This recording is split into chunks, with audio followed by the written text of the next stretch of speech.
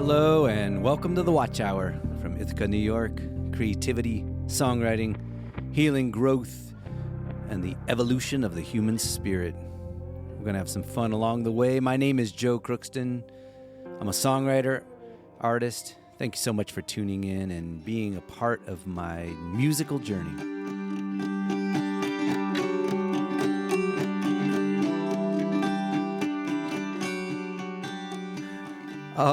Yes. Hi, everybody. New beginnings. Letting go. The bow and arrow. Directions. Focused direction. Cupid's arrow. A dart. The arrowhead. Aim and purpose and determination. Odysseus shooting a bow and arrow through the 12 holes of the 12 axe handles when he came back to Penelope. A Viking shooting an arrow to a boat to ignite it during a Viking funeral. Letting go of what was, moving into the present. I was thinking a lot about arrow, the word arrow. I was thinking about how arrows keep showing up in my life, how the word arrow and the meaning of the directness and focus and compass point of an arrow. I was thinking about when I was in college, early in college. I had a job. I got a job as a landscaper, mowing lawns during the summer. And I was beginning to really get into folk music and learn about folk music and songwriters. And there was a song by Cheryl Wheeler, and the song is called Arrow. And it is one of the most beautiful, emotional songs. And here I am learning guitar, learning how to write songs, and learning how to be a man, learning how to have feelings, learning how to be an artist in this world. And I got in my little Volkswagen Rabbit car, and I would put on my cassette tape the song Arrow in the morning when I woke up to go meet the other landscapers in the morning. And I would put that song on and I would well up with tears on the way. Maybe it would be 7:30 in the morning. And I would listen to Cheryl Wheeler sing, and I would listen to her voice and the vulnerability. I wish I could fall in love. And I would cry.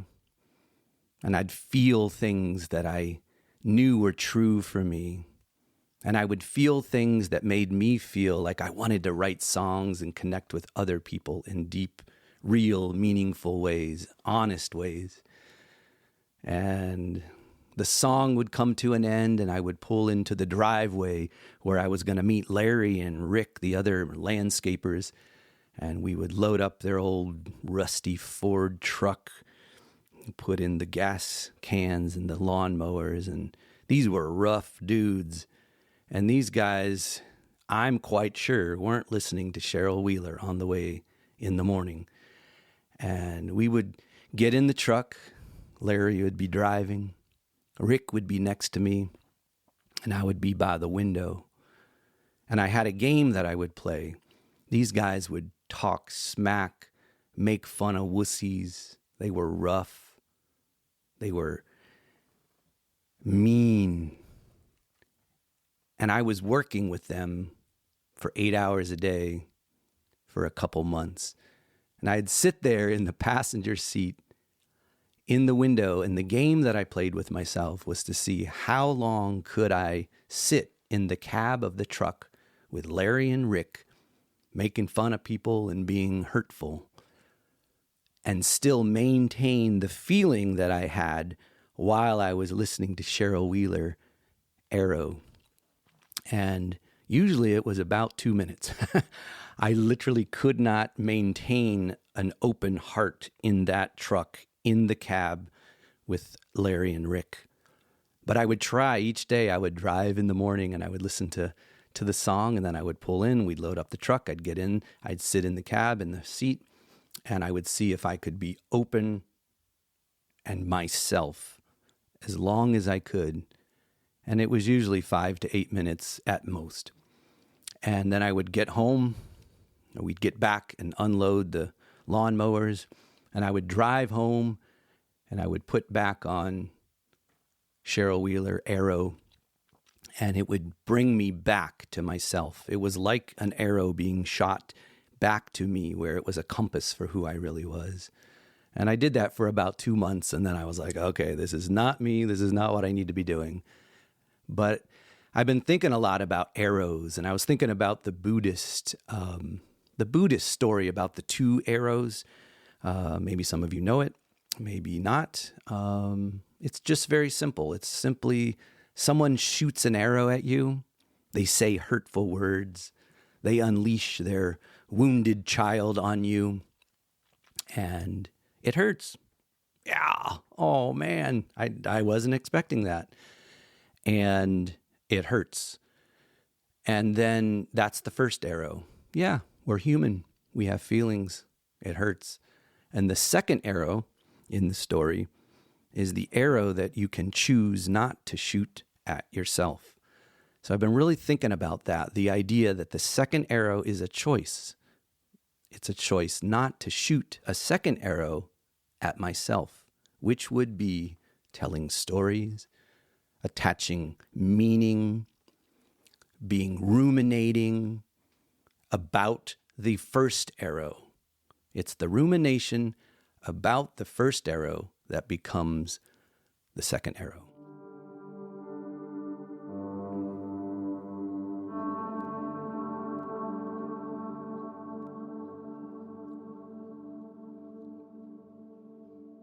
So I've been learning a lot about that in my life and making a conscious choice not to shoot a second arrow at myself, and to let go, to trust, and to know that the second arrow is useless. I was also thinking about another Buddhist story. People ask me sometimes, "Are you Buddhist?" And I would say, "No, I'm not. I'm not Buddhist. I'm just learning and taking in stories and wisdom from where I find it and find it useful."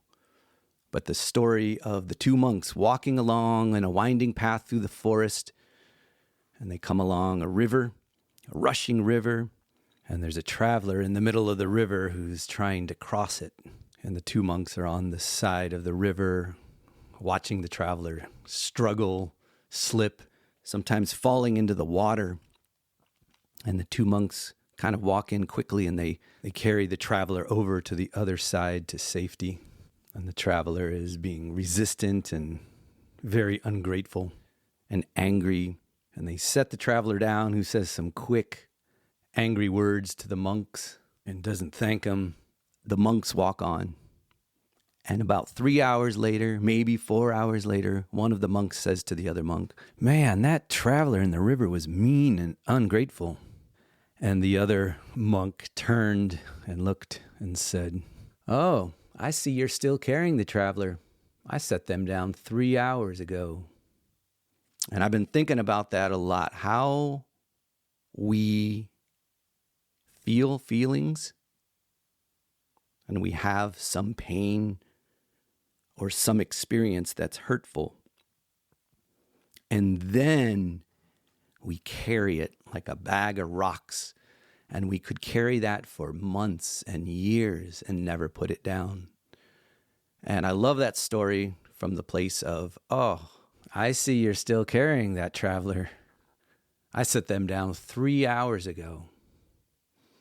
And I'm learning how to do that. I'm practicing that in my life. Sometimes I do it quite well, and other times not as much. One of the things I would say is I love telling stories. As many of you know, you come to my concerts. And one of the feedback and things that people say is, "Joe, I love your stories when you tell the stories about the songs," that kind of thing. And I have learned that I have to be careful when I tell stories. So if I receive a first arrow, or if I feel a feeling inside of me that is hurtful or sad and has some pain connected to it, I can let that go in 19 or 20 minutes. I can let it go through me. But the real suffering happens when the storytelling begins and I begin telling stories about that initial arrow. And that could go on for years. So I've learned a lot about that. I'm practicing that, and I'm going to keep practicing it. And I was thinking, I talked to my sister a few days ago, and I played her a new song that I had written, and she said, like a Viking funeral. And at a Viking funeral, you might build a boat and send it out onto the water with the deceased person. And the Vikings shoot an arrow out to the boat and ignite it and burn it and let it go. It's an offering. It's a letting go and a release. And I have a new song here that I'm recorded. It hasn't been released yet, but I'm going to play it for you here. I'm going to cue it up and let you listen to it. The song is called New Year's Eve, The Funeral. Here it is. We made a boat of grapevine twigs. New Year's Eve, we glued the rig. A little patchwork sail from a balsa plank. We raised it up and we gave thanks. We gave thanks. We gave thanks. With paper and pen by candle glow, we wrote down what we want to let go. We crumpled them up, put them in the boat. We'll burn them down and watch them float. We'll watch them float. We'll watch them float. We walked in the darkness and down beyond, through the snowfields to the pond, with our intentions and a boat-shaped urn. We lit a match and we watched them burn. We watched them burn. We watched them burn. We watched them burn. We watched them burn. Then we cast off and we were freed of what we don't want and no longer need. And the paper flickered and the paper flamed. Little did I know you had written my name. We made a boat of grapevine twigs. New Year's Eve, we glued the rig. A little patchwork sail from a balsa plank. We raised it up and we gave thanks. We gave thanks. We gave thanks. We gave thanks. We gave thanks. Letting go. Let it go. Let it float. Depression is in the past. Anxiety lives in the future.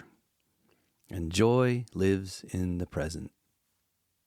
Depression lives in the past.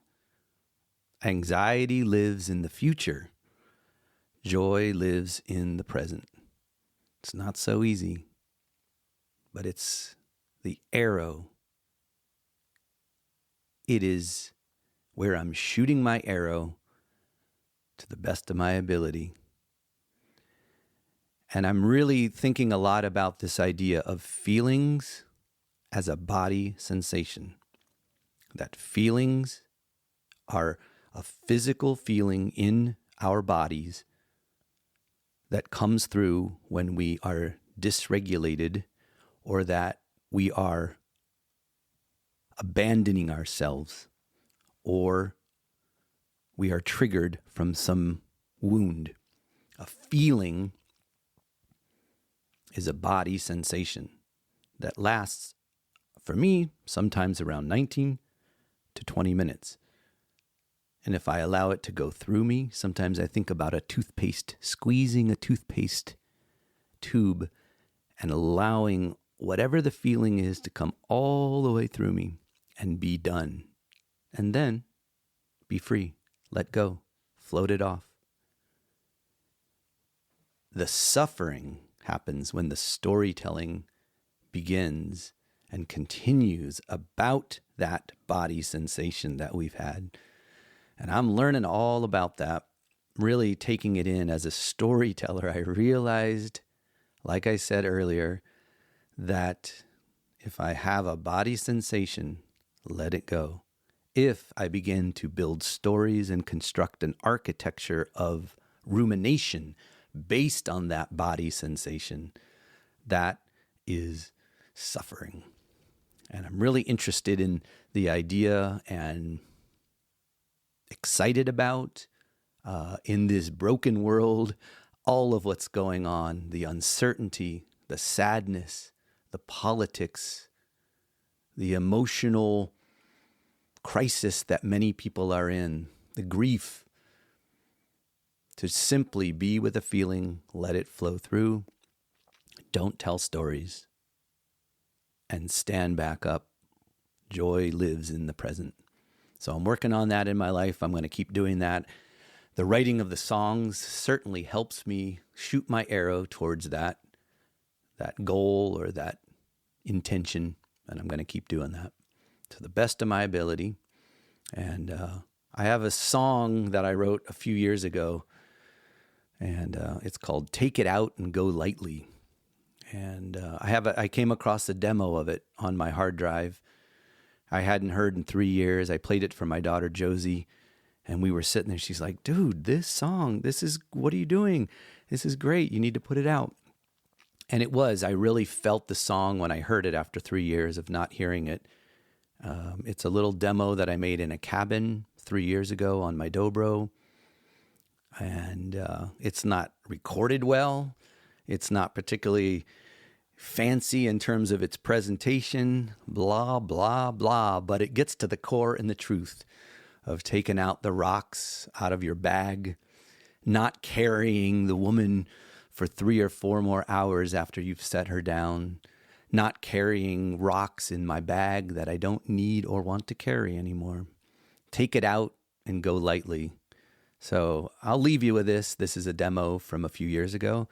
And I really like the song a lot. And I'm grateful to my daughter Josie for poking me and saying, "Get that out there. That's a great song." And so take it out and go lightly. I know everything in this world going on can be challenging, can be horrifying, can be beautiful, can raise a lot of issues of insecurity in us and in me. And I'm glad to be with you. I'm glad to share my stories. I'm glad to share my music. At some point, if you'd like to come to a concert, if you'd like to go rafting down the Salmon River in August with me next August, I do rafting trips. You can get in touch with me about that. And I also lead songwriting retreats right here in Ithaca at my home. And those have been filling up and been wonderful experiences. Feeding the Bard. These are 3-day songwriting retreats here in Ithaca. So go to my website, look me up, get in touch. I do a lot of different things that I would love to interact with you and connect with you and share my music with you. And I'm grateful for you listening. I'm grateful for who you are and to be able to share who I am and have you listen. It means a lot. So I'll leave you here. Take it out and go lightly. Demo from 3 years ago. Enjoy it. And peace. And I love you. I got a bag full of trouble that I carry around. I know better, but I don't put it down. So I doubt and I stumble, dragging all of these stones. I'll take it out and go lightly, but I can't go alone. I'll take it out with a good friend and take it out over time. I take it out with my lover and a bottle of wine, with the singing shouting until I shine. I'll take it out with a good friend. I'll take it out over time.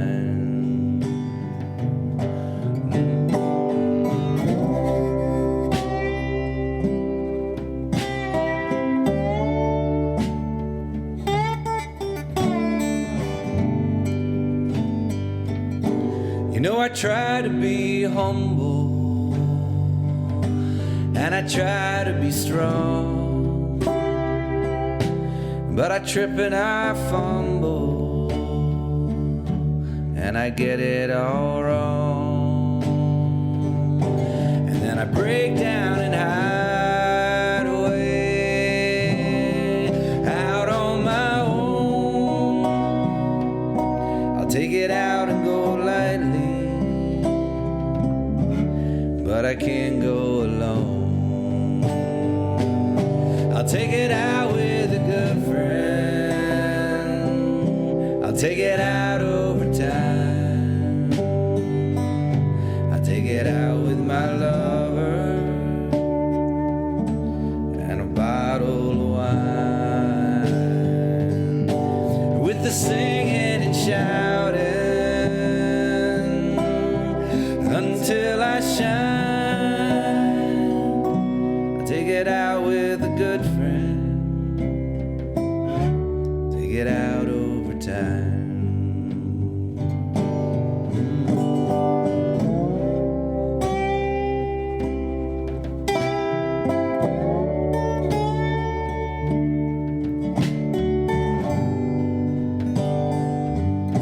I'll take it out with a good friend. I'll take it out over time. I'll take it out with my lover and a bottle of wine,